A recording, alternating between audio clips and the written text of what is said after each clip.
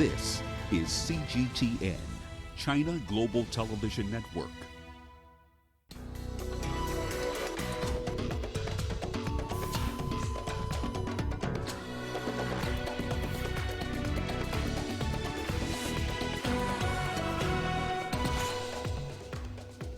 Coronavirus numbers racing toward 2 million with hard-hit nations in dilemma over lockdowns.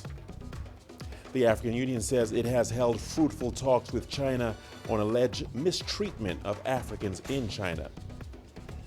And Trump triggers controversy after saying he has authority over state governors to remove social restrictions or curfews.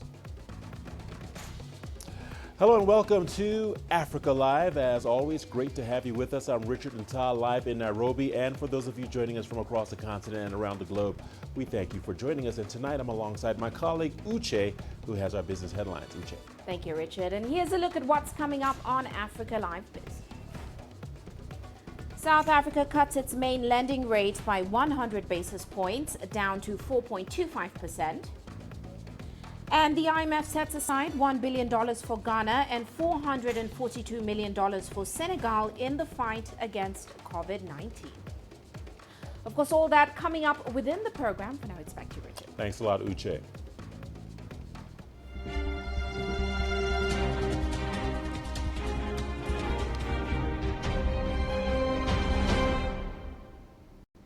Once again, welcome to Africa Live. Let's begin with the latest numbers on the COVID-19 pandemic. The total number of confirmed cases worldwide is approaching 2 million. More than 120,000 people have died. The United States has seen a rise of more than 25,000 cases over the past 24 hours. It now has nearly a third of the world's total number of infections. Meanwhile, more than half of all cases are in Europe, with Spain and Italy among the hardest hit. Iran, the epicenter in the Middle East, has recorded more than 74,000 infections. The Chinese mainland reported 89 new cases on Monday. 3 are local transmissions and 86 are people returning to China from abroad. The United States still has more than a quarter of the confirmed coronavirus cases in the world and the most deaths, as hard-hit states like New York prepare for a forecast peak amid lockdown measures. A new controversy has emerged between President Trump and state authorities. Who has the authority to declare and or relax control measures or lockdowns? Let's go to Washington, D.C., from where our reporter Jim Spellman is joining us live. Jim, thank you for joining us here on Africa Live. Jim, explain to us what all this is about and why is this happening now? Jim. Right, so this debate has been raging between state and federal authorities about when and how to lift restrictions and reopen the economy. Up to now, the governors that lead each of the 50 states, plus in some cases mayors of cities, have led this and made all of these decisions about when to close schools, what businesses can remain open, etc. President Trump is now asserting that he alone has the authority to make these decisions. Without getting too deep into constitutional law, that is simply not the case. The United States is organized in a way that the states have a lot of power. This reaction from President Trump came after New York State and a group of other states in that area of the northeast part of the United States announced that they were forming an advisory council to coordinate when and how to reopen their economies. States on the West Coast have done something similar. President Trump seemed to take that as a threat to his authority, and that's when he made this announcement. Now, when he went in front of reporters for this, he lashed out at them. He even showed a campaign-style video to reporters in the White House briefing room claiming to be his accomplishments in the fight against COVID-19. He points especially to a decision he authorized in late January to restrict travel to people who had recently been in China. That may well have been a good decision, but many of his critics point to February as sort of a lost month when the U.S. did not much, when really what the U.S. should have been doing was gathering personal protective equipment like masks, putting in place social distancing measures, and most importantly, perhaps building up testing capacity. That month is when the governors really had to take hold of this and start making these decisions for the people in their states. So at this point, the governors are in control of this, are making these decisions. President Trump doesn't seem happy with it. Back to you, Richard. Well, Jim, certainly a lot going on there in the United States. Jim, health authorities are projecting a peak in the U.S. this week. Jim, which states are considering that the worst will soon be over? Right, so a handful of states are expected to reach their peak this week, perhaps early next week. Some may have already hit their peak. We're talking to places like Washington State, New York State, the hardest hit so far, Colorado, perhaps California, all peaking because the indicators like hospitalizations and then people in hospitals who have to go on to ventilators, all those numbers are decreasing even as the death tolls remain high. Those are signs that the worst may have been over as far as infections. But we are seeing new hotspots opening up across the United States in some unexpected areas like rural South Dakota. They're having a big outbreak there centered around one meat processing plant. We expect to see things like that happening across the United States as smaller communities and mid-sized cities are hit with this. Those are some of the areas who have not embraced the kind of social distancing measures as we have here in the Washington, D.C. area or other larger metropolitan areas. The big fear here as these new hotspots emerge, even as some areas have reached their peak, is that there will be a chaotic easing of these restrictions. People will start to travel and intermingle again, and we'll see a whole second wave of infection. So what people are trying to do, public health officials are trying to keep that in mind while also keeping in mind the economic damage that is being done by all of these social distancing measures. That will never be an easy set of decisions to make, and it especially won't be easy if the governors and the president are feuding. Richard? Much appreciated, Jim. Excellent reporting. Jim Spellman reporting live from Washington, D.C. Well, Nigerians have expressed mixed reactions following President Muhammadu Buhari's decision to extend a 14-day lockdown in some states, including the capital, Abuja. Decisions follows an increase of COVID-19 cases in the West African country. Here is Philly Haza with more from Abuja. Abuja, Nigeria's capital, like some other states in the country, will remain this way for another 2 weeks. But many citizens have expressed mixed feelings about the extension of the lockdown order. The feeling of hunger can actually override any fear in this world.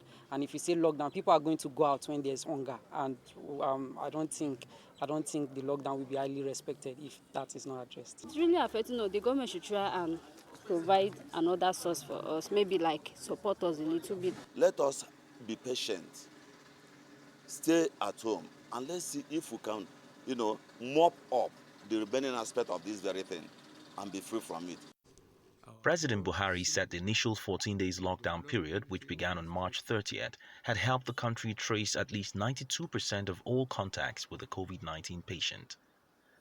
But he expressed concerns that despite the boost in medical efforts, cases have tripled in the past 2 weeks and a further extension was necessary to combat the disease. Experts say this stay-at-home order is necessary despite its huge impact on citizens. I believe that, people understand, what is at stake, because if you're exposed to this virus, there's a likelihood that you would lose your life. And you know that we're still struggling to mobilize the needed resources and healthcare intervention to ensure that everyone who has been exposed to this virus are cured of this disease. So I believe that yes, as much as there might be some repercussion to have some people float this sit-at-home order, I think what's also important is to curb, this community transmission of this disease. The government has embarked on cash transfers to about 3 million poor households across the country as part of efforts to cushion the effects of the lockdown. However, opposition parties have questioned the database used for the distribution, saying it does not cover the poorest of the poor. Experts say the government may need to do more to alleviate the sufferings of its citizens during the lockdown period. If you look at the data that the government is using, it said they've captured about 2.5 million households that have over 11 million people. What happens to the other over 80 million people that are poor? Mind you, Nigeria is the poverty capital of the world, and with this lockdown, it means over 100 million people are poor as we currently speak. The government needs to accelerate and scale on the provision of palliative, to poor people and households across the country. Mr. Buhari said the restriction of movement, enforcing of physical distancing, and better hygiene practices remain the most effective way of reducing the spread of the virus. Nigeria's president has asked for citizens to endure a little longer till April 28th. The hope is that the government can do its best to contain the spread of COVID-19 within the 2 weeks period and the curfew can be lifted afterwards. Phil Ihaza, CGTN, Abuja. Well, earlier I talked to CGTN's Deji Badmus about the 2-week extension of lockdowns. He gave us insight into how Nigerians are reacting to the developments. Well, basically, the president said if you looked at other countries that the numbers were going up and that it wouldn't make any sense at all to end the lockdown. And so he decided to basically extend it. And he said that would give the health officials and the country the opportunity to, finish the contact tracing and especially give the governments now of the various states the opportunity as well to scale up on their response, build more health facilities. Of course, the extension, to be candid, has not gone down well with quite a number of people. Opinion is split over the decision to extend now the lockdown. Some have argued that the president should have just ended the lockdown and probably take some other measures and not just impose a general lockdown. Of course, there are those who are of the opinion that, look, it's the best thing to do, that the numbers are still going up in the country. We're not doing enough testing, and so it's very necessary that the lockdown is extended. But no question at all that, look, some people have taken a very big hit by this lockdown, economically speaking now. To be candid, Richard, it's been very, very tough for quite a lot of people. We're talking about these states where the majority of the people actually live by their daily earnings now. So it's not been easy because people have not been able to work. Economic activities have actually been grounded. Even those who work would tell you that, look, they are tired. But then everybody understands that this is a sacrifice that everyone needs to make, even though some people are not getting that, We've had a bit of violence in some places around Lagos, for instance, where people have basically decided to, defy the curfew and come out. But no question at all that the poor, the very poor in these 3 states are heavily affected, and it's been very tough. But the good thing is that, well, the government has been distributing palliatives. The various state governments and local governments have been doing the same, and we've seen wealthy individuals step up as well, distributing food items, giving out money to people. But the efforts are, to be candid, they've not gone too far because, some of these food items basically don't go around. So you still have that challenge of some people not getting these food items now, and they just want the lockdown to be lifted so that they can go back to work and, basically earn their living. Somalia has announced 35 new cases of the novel coronavirus, the highest daily increase since the first positive case was diagnosed last month. There are now 60 confirmed cases in the country. CGTN's Abdulaziz Billo has the story now from Mogadishu. Somalia has acquired a diagnostic laboratory with funding from the World Health Organization as COVID-19 infections continue to rise. Recent cases include several frontline medical workers tasked with leading the fight against COVID-19. Majority of the cases are in Mogadishu, with others recorded in Somaliland, north of the country. At a meeting in the capital, the country's president, Mohamed Abdullahi Farmajo, has called on the nation to observe social distancing and health directives in efforts to curb community transmission of the virus. We call upon the public to heed the health directives from our professionals. This disease can be prevented. Treating it requires a lot of resources which as a government we cannot handle. Some cases have recovered while others with underlying conditions have died. We are not capable of handling an outbreak. Therefore, we will put a great deal of effort in ensuring the virus does not spread. This shipment from the United Arab Emirates arrived in the country on Tuesday. It contains medical supplies for Martini Hospital, the only treatment unit for COVID-19. Patients have since died here as concerns emerge over lack of critical life-saving infrastructure at the health facility. We have received 32 tons of medical aid from the leadership of the United Arab Emirates and Sheikh Khalifa bin Zayed. The aid is timely and will help address medical needs not just in Mogadishu but in other regions of the country. A similar aid shipment from China arrived in the country last month containing test kits, masks and protective suits that were distributed to major hospitals across the country. Meanwhile, a 10-hour night curfew is set to take effect on Wednesday with restriction on movement and businesses. However, essential service providers, medical personnel and media workers will not be affected by the latest directive. Abdulaziz Bilo, CGTN, Mogadishu, Somalia. And Uganda has extended its coronavirus lockdown and curfew for another 21 days as it fights to contain the deadly virus. The country's Ministry of Health says it still needs to test over 18,000 travelers who arrived in March. Isabel Nikiria reports. Ugandans will have to continue staying home till the 5th of May. President Museveni says the country needs to fight and defeat the disease in the next 21 days. But some Ugandans say life is hard without work. I have 30 workers, but each of them is calling me asking me for money, telling me to send them food. I have run out of money. Right now, we no longer work. We have no jobs. We need food and we need to take care of our children. Our children will soon be going back to school. We need money. More than 50 cases of COVID-19 have been reported, but the health ministry believes it could be higher. It's trying to track down more than 18,000 people who arrived in March using the passenger manifest. The government sealed its borders and cancelled all international flights after a passenger on board an Ethiopian Airlines flight tested positive in late March. The country has also started testing cargo drivers who are continuing to ply the East African region. Other measures like the ban on public and private transport and social gatherings will stay. The extension of the lockdown comes after the WHO warned countries against lifting restrictions too early, as it could lead to a deadly resurgence of the disease. Isabel Nakiria, CGTN, Kampala, Uganda.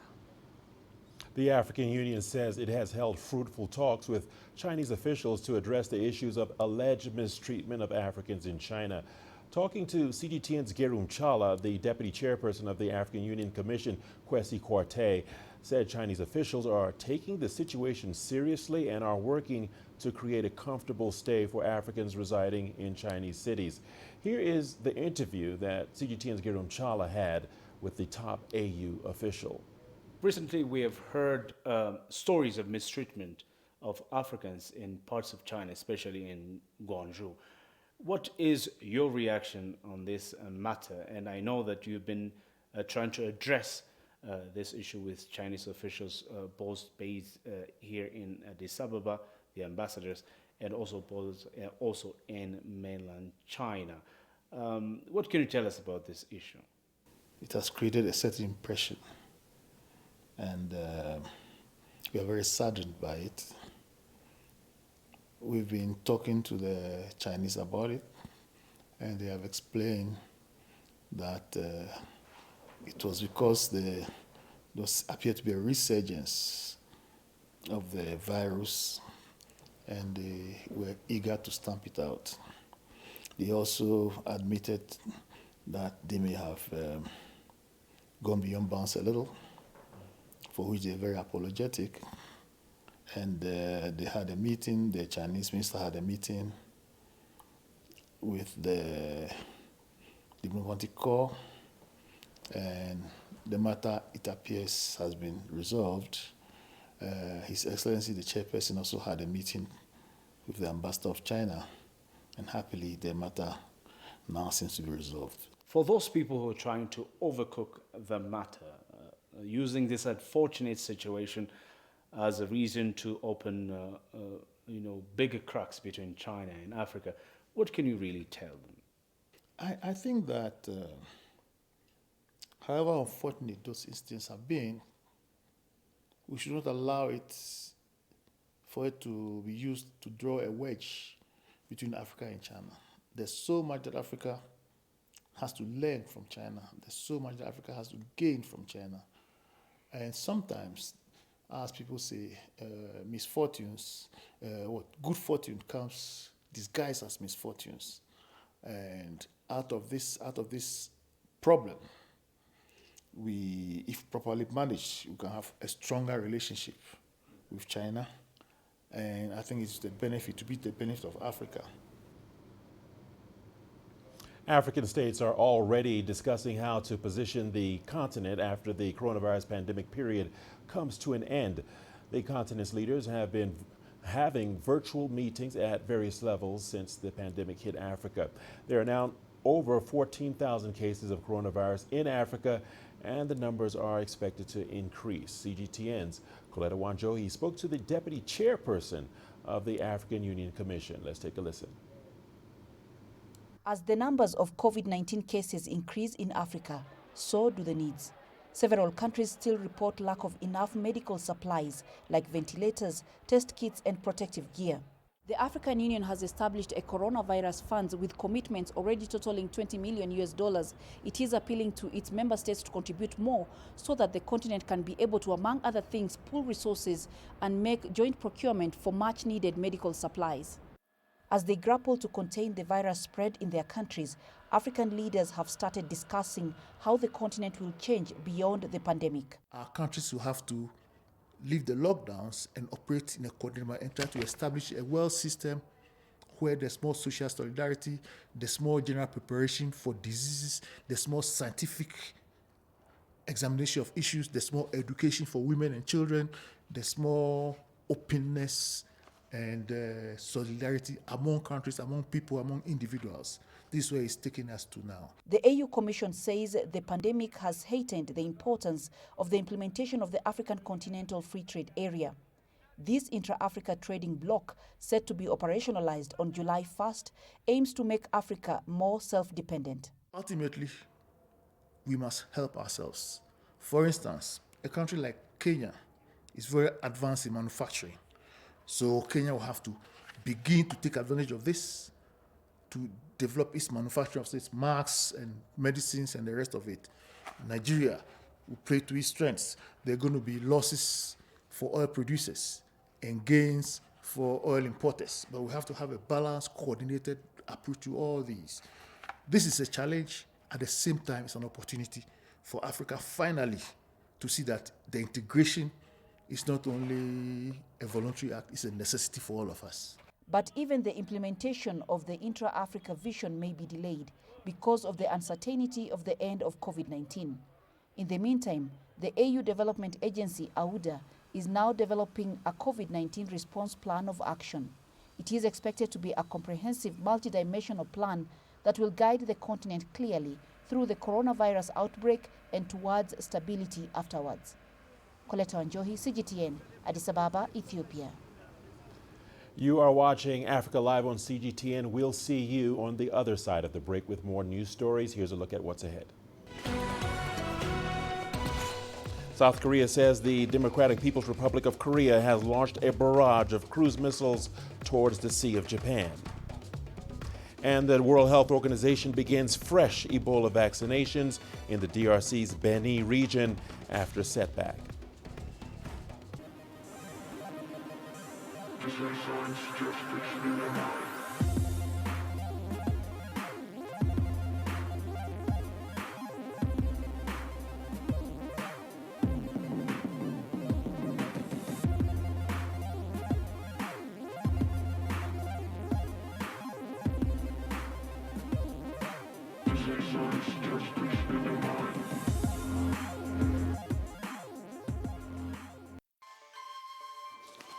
You don't find the stories of North Africa by sitting on the sidelines. You've got to get out, go there, and you'll find them. In the bazaars of Casablanca, among the crowds in Cairo, who come to visit Cairo, the ancient capital of Egypt. Along the waters of the Nile, along the sands of the Sahara. No one else will take you where we can in North Africa. No one else will show you what it's all about. CGTN, see the difference.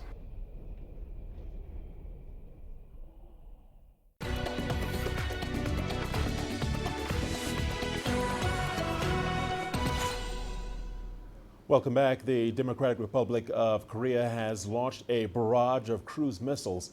The South Korean military says the projectiles appear to be short-range missiles and were fired from both the ground and air towards the Sea of Japan. The launches came on the eve of the DPRK's founder's birthday and parliamentary elections in the South. They were the most high profile among a series of weapons tests that Pyongyang has recently conducted amid stalled nuclear talks and concerns about a possible coronavirus outbreak there. China's domestically developed amphibious aircraft known as AG-600 has conducted its first test flight over the sea. This is considered a major step before the airplane conducts its first takeoff from the sea surface. AG-600 is designed to be the world's largest amphibious aircraft and is expected to boost China's ability in conducting rescue missions such as disaster relief and forest fire control. At around the size of a Boeing 737, it is far larger than any other plane built for marine takeoff and landing. Let's now head to the Democratic Republic of Congo, where the World Health Organization has begun another round of vaccinations in Beni. This after 3 new cases of Ebola were reported. CGTN's Daniela Pearson reports. The Democratic Republic of Congo was on the verge of declaring an end to its second deadliest Ebola outbreak. But the recent death of 2 new patients is now crushing the hopes of a nation. There is a 3rd patient who is now undergoing treatment, according to the World Health Organization. It is also raising fears of re-emergence of another wave of the hemorrhagic fever, even as the country now faces another situation posed by the coronavirus. The first death was that of a 26-year-old electrician in the eastern city of Beni on April 10. 2 days later, the WHO announced the death of an 11-month-old child. The 3rd case is a girl aged 7, who the WHO says stands a chance of survival. All 3 had visited the same health facility in Beni. The Ebola outbreak that began in August 2018 has killed over 2,000 people in eastern DRC. Insecurity posed by militias operating in the region posed a major challenge in combating the disease. Neighboring Uganda was also affected.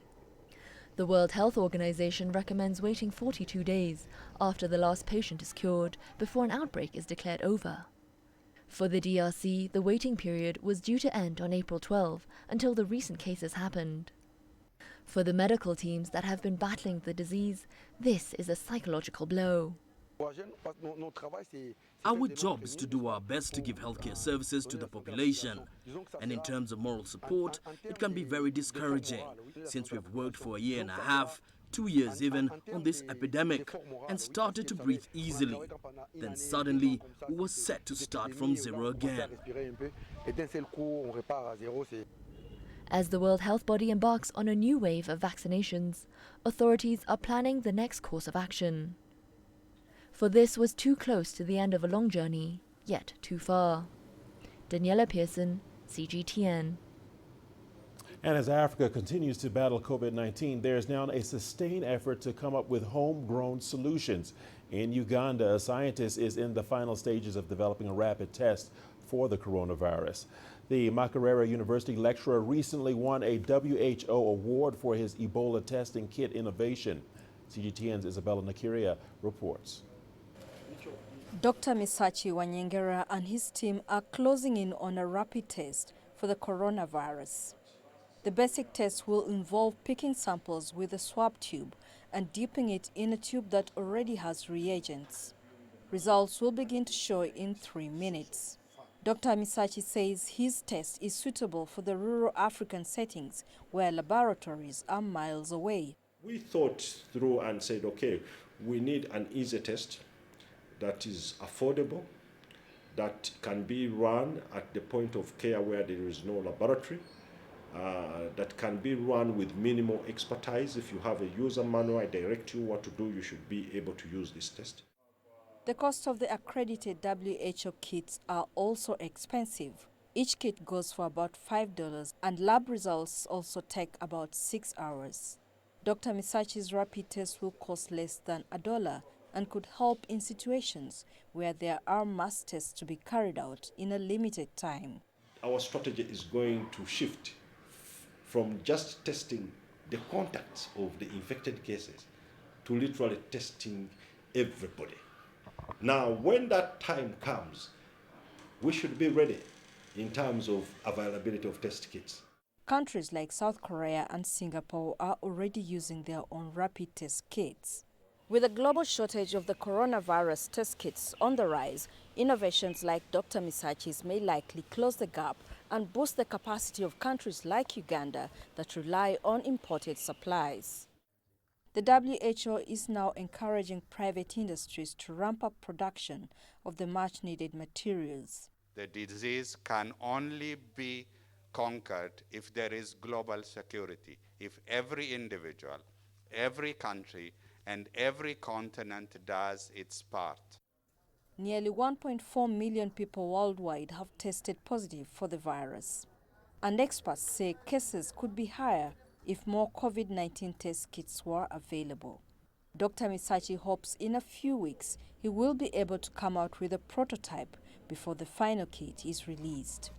Isabel Nakiria, CGTN, Kampala, Uganda. For over 2 weeks now, parts of Nigeria have been on lockdown due to the coronavirus pandemic. The lockdown has been hard on those who survive on daily wages and those displaced by Boko Haram insurgency. CGTN's Deji Badmus reports from one of the country's biggest IDP camps in Abuja. It's one of the slum communities that has been badly affected by the COVID-19 induced lockdown.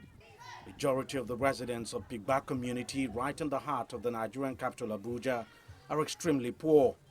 They survive using their daily earnings, but with the lockdown, getting food has become hard and relief promised by the government has not arrived.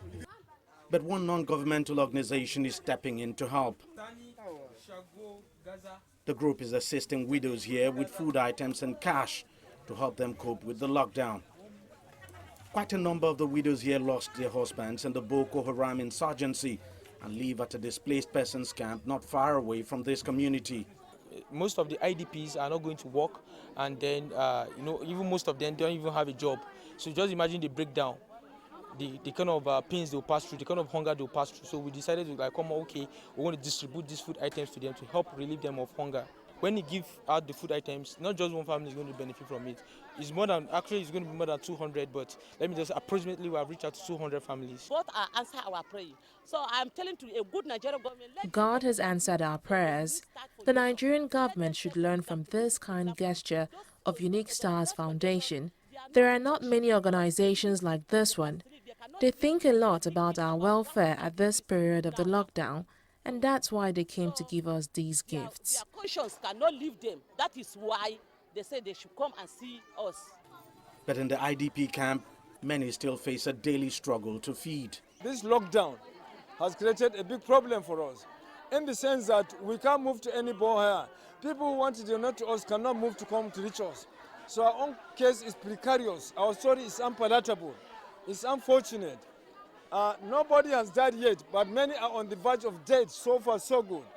Only about 3 or 4 individuals and NGOs reach out to us since before the lockdown and until today. Please come and see us. We are hungry, we are thirsty, we are in need. Our children are crying. No food, no money whatsoever. The Minister of Humanitarian Affairs and Crisis Management should please reach out to us. These are desperate times for the displaced persons, but the government has said it will scale up its relief distribution so as to reach more places like this IDP camp. For now, non-governmental organizations are filling the void, but there's only so much that they can do. Deji Badmus, CGTN, Abuja, Nigeria. Well, the news continues on Africa Live. Let's now go over to Uche, who has our business. Thank you, Richard. And coming up on Africa Live Biz. South Africa cuts its main lending rate by 100 basis points down to 4.25%. And the IMF sets aside $1 billion for Ghana and $442 million for Senegal in the fight against COVID-19. Images may appear to be identical, but looks can be deceiving. The difference is not always obvious. It has to be discovered. There are always different sides to a story. We put the focus on the details. To see more, to understand better. See GTN. See the difference. Africa Live. Find your voice.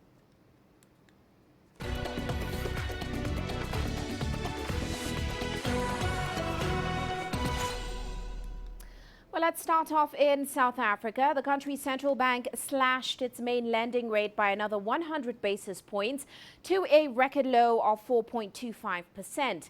Now, the surprise move by the South African Reserve Bank comes less than a month after its last 100 basis points rate cut.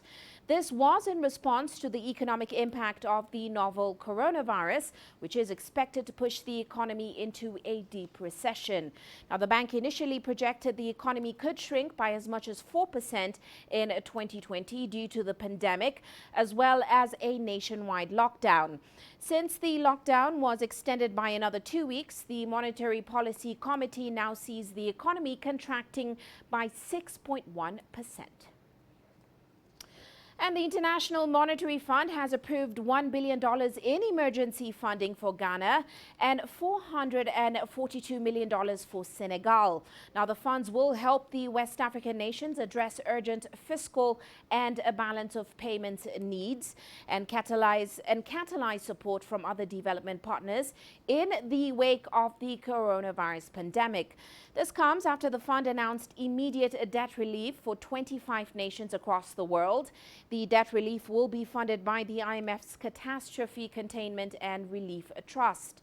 Now, the trust was first set up to combat the West Africa Ebola outbreak in 2015, and it has been repurposed to help countries fend off COVID-19.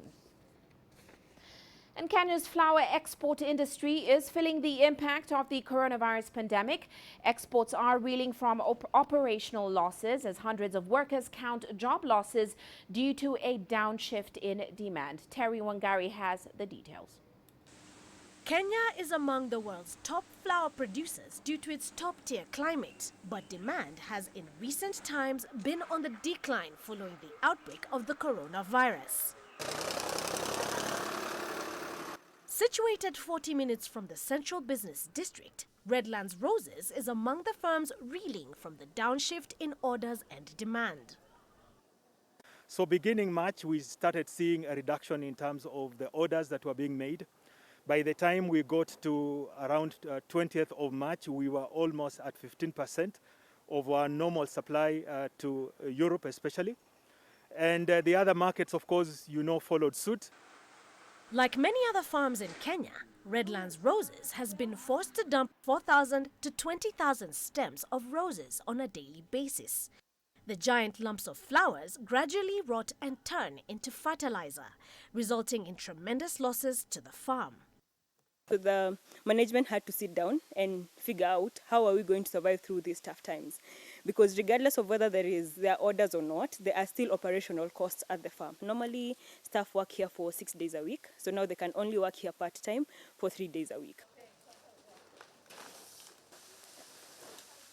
Despite this, there is a rising silver lining for the industry that could turn around the fate of the perishable commodity.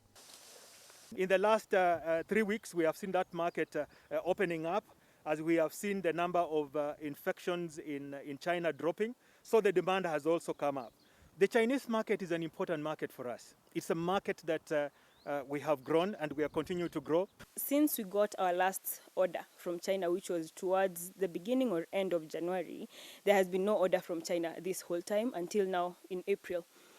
So last week on Sunday, we got our first order from China, which was a really good thing. So last week we got an order of 15 boxes, which is a really big improvement. So hopefully things are getting better. Despite Asian markets representing a small glimmer of hope, the industry is facing a cumbersome challenge. It doesn't have enough freighters to transport all these orders. So the new issue that we are dealing with, we have orders, but we cannot service the market because we do not have enough cargo planes to ferry our flowers from Nairobi to all those destinations. We have a capacity of about 1,200 tons at the moment, yet the demand is at about 3,500 tons. The revival of the industry could mean workers who lost their jobs could now be employed again. All that remains is for stakeholders to figure out a way to boost freight capacity to elevate the sector. Terry Wangari, CGTN.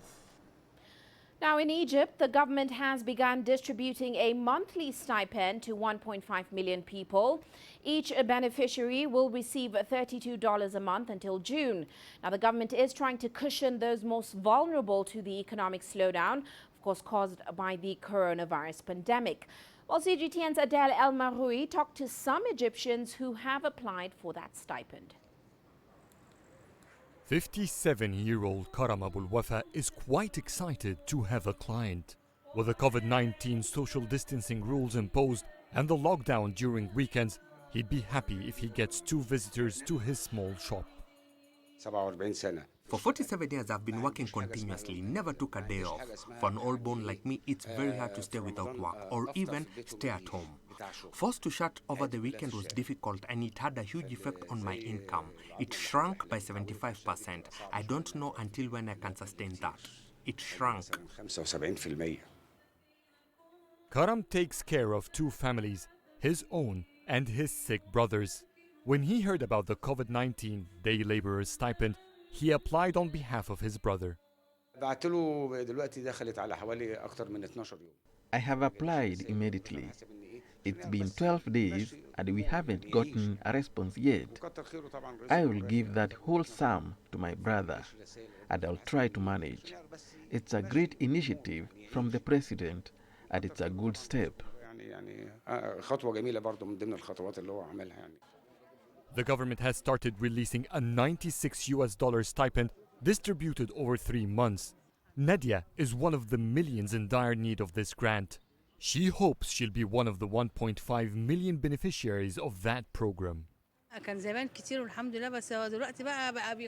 People are afraid to touch newspapers. They fear infection. So the situation is hard. I barely earn anything from newspapers. These are hard times for everyone. Many used to help me out. Now even those people need help. $32 will make a difference. In these times, they have become of value. I just hope I can get them. I'd be happy. All applicants are anxiously waiting to receive an SMS from the government.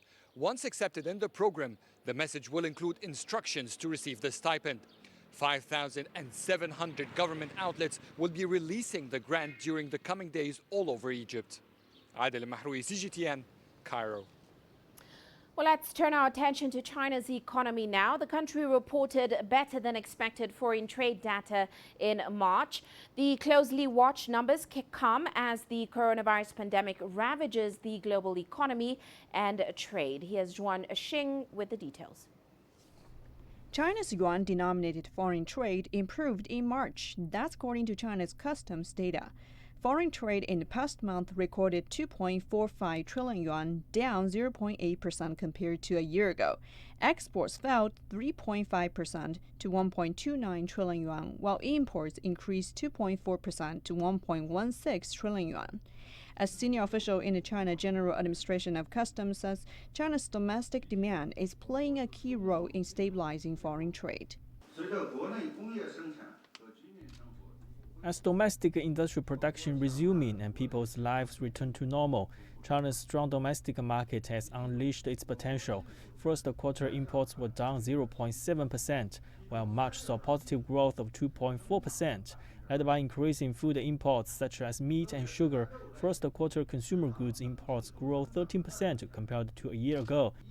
Meanwhile, the import volume of production materials such as coal, crude oil, and metal all increased. The customs data also shows ASEAN surpassed EU to become China's biggest trading partner. In the first quarter, trade with ASEAN countries increased 6.1%. Meanwhile, trade with EU, the US, and Japan dropped 10.4%, 18.3%, and 8.1% respectively.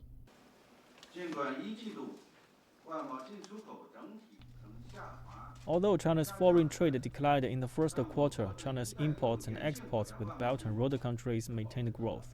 It has become a stabilizer in China's foreign trade. Customs data shows China's foreign trade with Belt and Road countries reached 2 trillion yuan, rising 3.2% year-on-year. The customs official warns that global trade will face a downturn this year due to the spread of the pandemic and shrinking external demand that will inevitably impact China's foreign trade sector. The difficulties faced by China's foreign trade this year should not be underestimated. Government at all levels will also roll out measures to stabilize trade to minimize the negative impact of the pandemic. Guanxing, CGTN. Well, that's all for now on Africa Live Biz. But coming up later on Global Business Africa, we'll bring you more analysis on South Africa's decision to cut its main lending rate down to 4.25%. Of course, all that coming up top of the hour. For now, it's back to you, Richard. Thank you so much, Uche. Well, a lot more coming your way on Africa Live. Let's take a peek at the headlines. A baby zonki spotted alongside her zebra mother in Kenya's Chulu National Park. The greatest journeys, the greatest sights, the greatest adventures. Here in Kanata, this weir allows the locals to walk on water. We're far more than just TV news. We're your passport to the wonders of Africa. To bring you stories of struggle, survival and hope.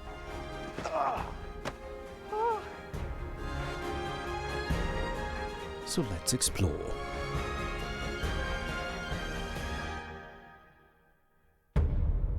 CGTN. See the difference.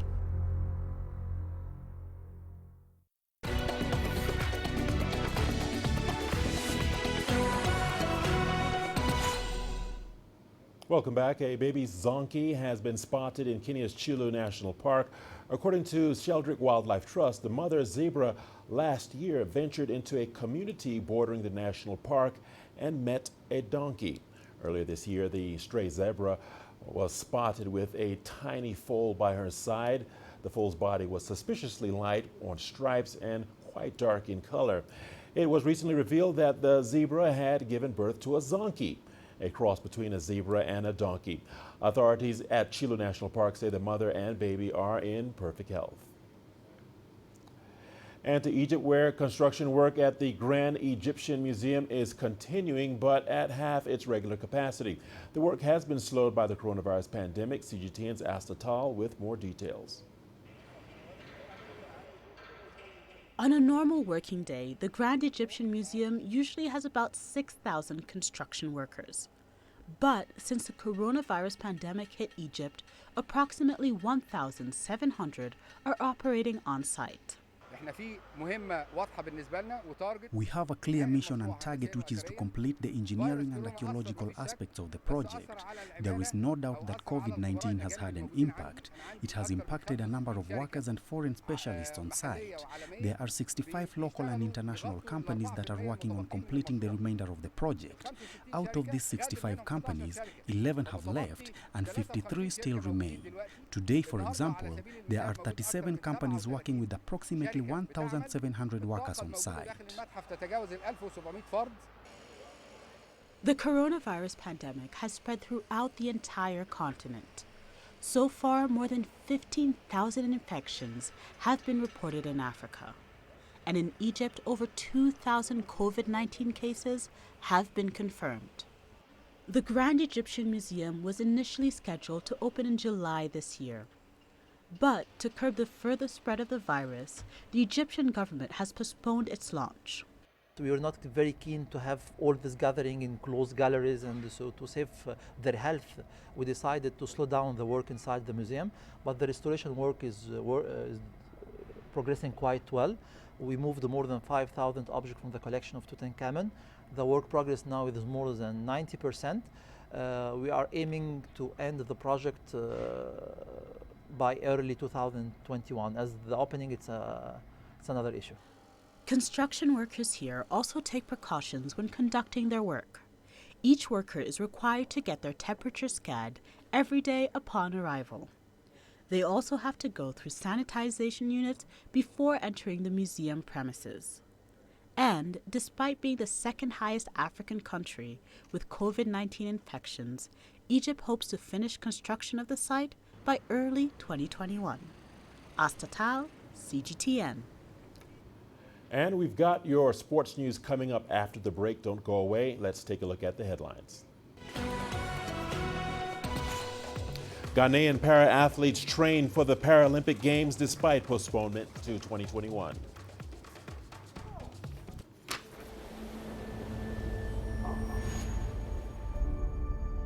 How would you create your legend? On the fields, on the tracks, in the arenas of Africa. Were you born to be a player? Could this moment be yours?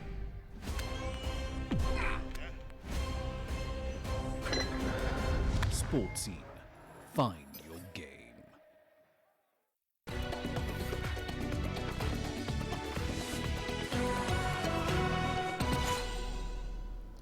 Welcome back. In Ghana, para-athletes are keeping alive their dreams of making it to the podium in Tokyo.